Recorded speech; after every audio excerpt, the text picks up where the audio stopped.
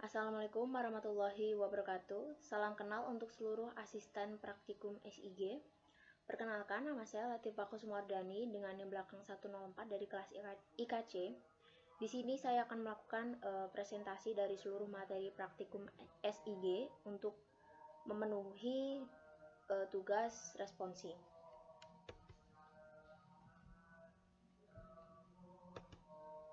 Di sini terdapat 4 modul, yaitu ada pengenalan penginderaan jauh dan composite band, lalu ada registrasi, digitasi, dan klip.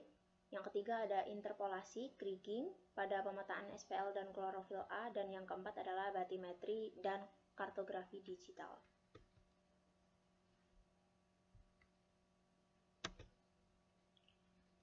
Kita akan memasuki modul pertama, yaitu pengenalan penginderaan jauh dan composite band.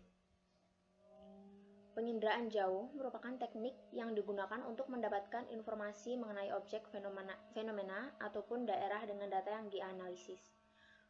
Mendapatkan informasi melalui penginderaan jauh dilakukan dengan tidak melakukan kontak langsung terhadap suatu yang akan diriset.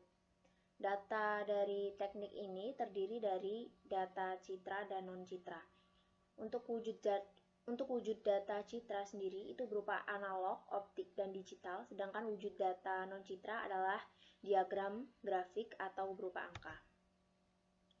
Lalu untuk software yang digunakan pada modul 1 kali ini adalah ArcGIS dan Google Earth Pro. Untuk Google Earth Pro sendiri merupakan produk yang dikeluarkan oleh Google berupa software yang menampilkan gambar permukaan bumi secara 2 dimensi maupun 3 dimensi. Google Earth Pro memiliki beberapa keunggulan dibandingkan software lainnya. Misalnya, pengguna bisa melihat permukaan bumi dari arah yang diinginkan.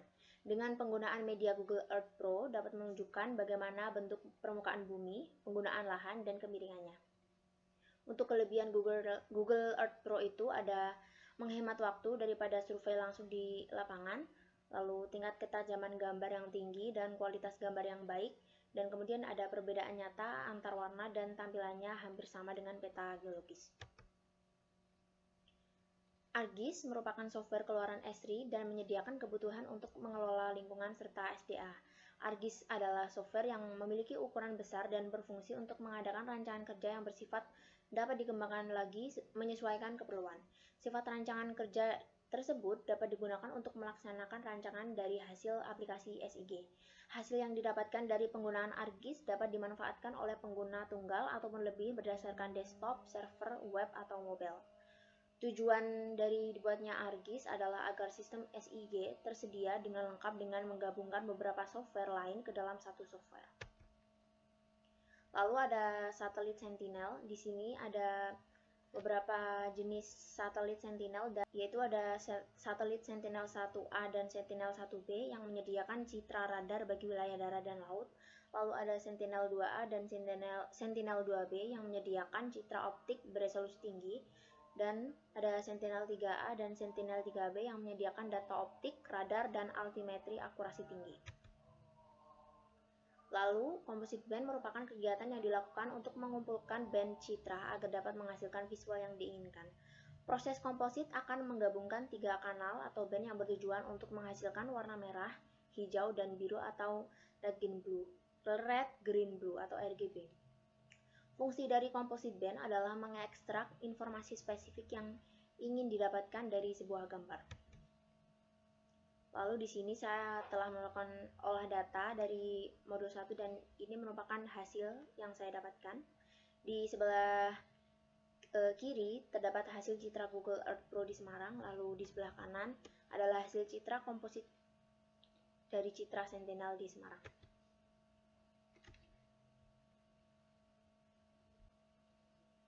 Kemudian kita akan memasuki modul 2 yaitu registrasi, digitasi, dan klip. Registrasi peta adalah proses untuk mengubah rupa data yang sebelumnya belum mempunyai koordinat. Registrasi peta merupakan langkah pertama yang harus dikerjakan agar peta yang dikerjakan memiliki kesesuaian dengan data yang ada di lapangan. Registrasi peta penting dilakukan agar peta yang dikerjakan mempunyai kesesuaian koordinat dengan global map. Tujuan dari dilakukannya registrasi peta adalah untuk memperbaiki kesalahan geometris pada data raster dan menjadi semakin akurat.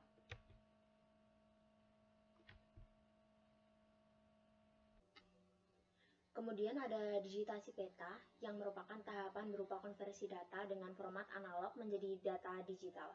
Penampakan di atas permukaan bumi yang dalam format raster diubah formatnya menjadi digital dengan melakukan digitasi. Dua metode dalam digitasi antara lain digitasi yang membutuhkan digitizer dan meja digitasi. Lalu ada digitasi layer monitor yang tidak membutuhkan alat lain dan prosesnya mudah dilakukan untuk mengoreksi jika terjadi kesalahan. Data digital atau data vektor memiliki 3 jenis untuk sistem informasi geografis, antara lain poin berupa titik untuk menggambarkan objek dengan suatu pusat, contoh kota dan fasilitas umum. Kemudian ada polyline berupa garis, yaitu garis yang terhubung satu sama lain dan memiliki pusat di garis induk. Contoh yaitu sungai dan jalan. Lalu ada poligon yang berupa area atau kumpulan pasangan koordinat yang menghubungkan setidaknya 3 titik.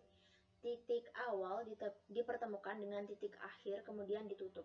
Contohnya adalah wilayah kota, blok, tutupan lahan, petak, dan lain-lain. Kemudian ada klip. Klip merupakan teknik untuk melakukan pemotongan atau pemisahan objek pada peta. Klip berfungsi agar fokus objek dapat ditampakkan kepada peta dasar berukuran lebih besar. Kemudian software yang digunakan pada modul 2 kali ini adalah ada ArcGIS dan Google Earth Pro. Kemudian ini dokumentasi yang saya lakukan ketika saya melakukan download data peta FK dan RS Undip dan ketika saya melakukan registrasi peta FK dan RS Undip. Kemudian ada dokumentasi saat digitasi peta FK dan RS Undip, lalu ada download data Kota Semarang. Dan yang terakhir ada dokumentasi saat melakukan klip peta tembalang.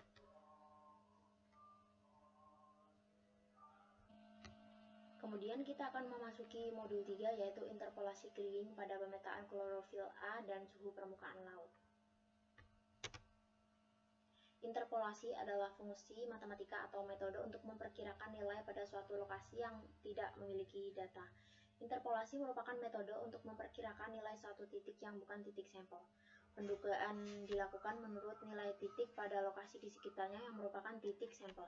Jika interpolasi tidak dilakukan, maka terjadi akurasi akan menurun saat melakukan analisis spasial. Interpolasi juga dapat diartikan sebagai tahap untuk memperkirakan nilai lokasi yang tidak diukur. Kemudian di sini terdapat jenis interpolasi yaitu natural neighbor, inverse distance weighted, spline, dan kriging. Interpolasi natural neighbor adalah metode yang memanfaatkan titik-titik berjarak dekat dari titik sampel dan pada titik-titik tersebut diterapkanlah bobot. Nilai yang dihasilkan dari metode ini adalah memiliki sifat yang tidak memiliki perbedaan besar dari sampel yang paling dekat dengannya. Lalu ada inverse distance weighted yang merupakan metode yang memiliki kemiripan dengan metode natural neighbor tetapi terdapat perbedaan pada faktor pembobotannya.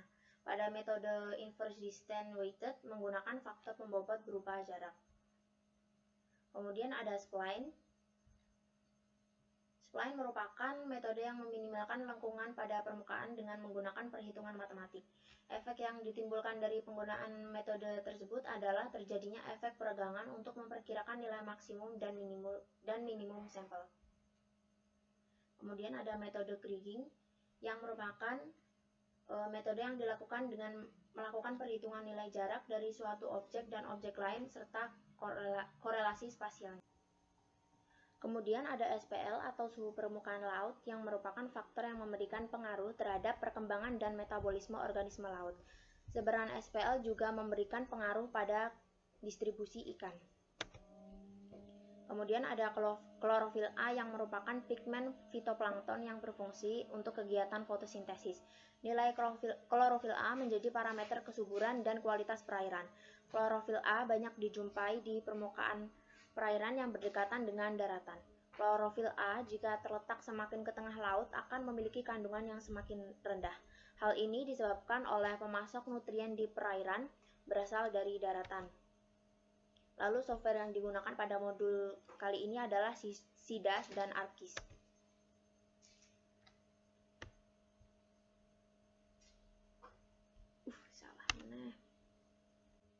Kemudian ada SIDAS yang merupakan software yang digunakan dalam melakukan tampilan analisis dan kontrol kualitas data warna laut dari tangkapan citra satelit.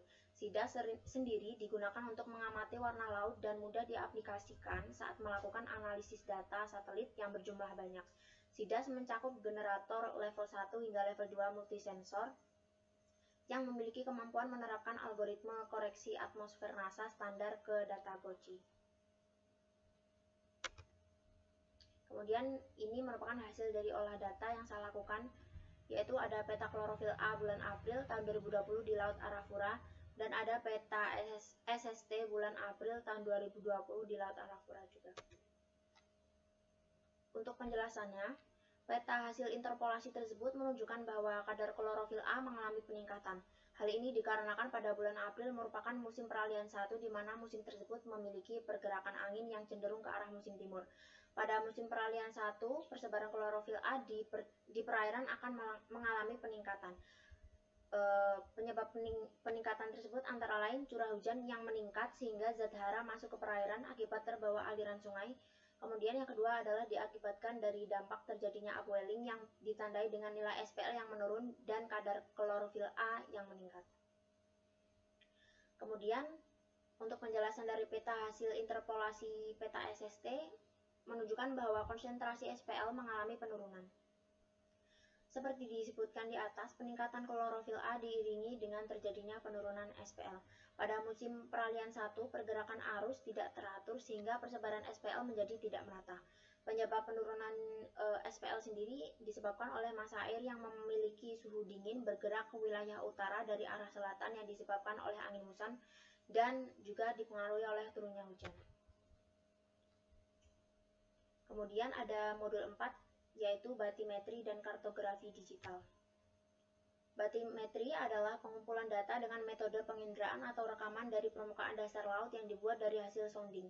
Pada prosesnya terdiri dari beberapa tahapan, yaitu pengukuran, pengolahan, dan visualisasi dasar perairan.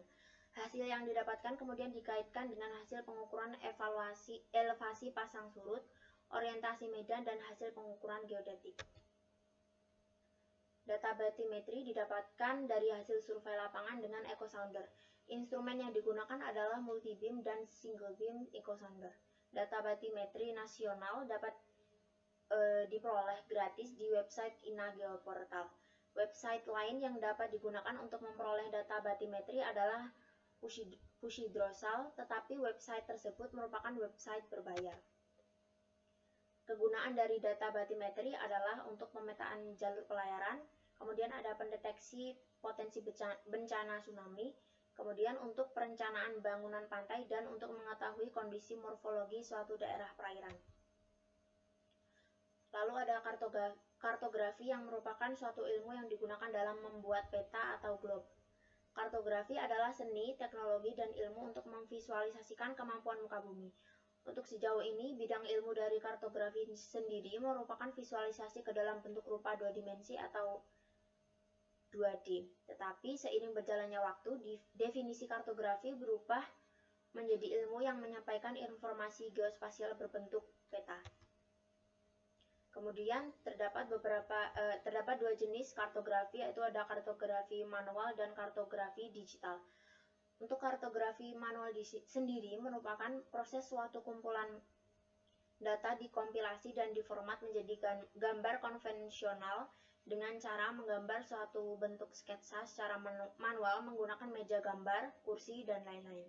Sedangkan kartografi digital merupakan proses suatu kumpulan data dikompilasi dan diformat menjadi gambar digital dengan tujuan untuk mendapatkan peta yang representasinya akurat, jalan utama terperinci, dan tempat lainnya. Untuk software yang digunakan adalah ArcGIS. Sekian untuk pemaparan materi praktikum. Apabila ada kesalahan, mohon maaf. Terima kasih. Wassalamualaikum warahmatullahi wabarakatuh.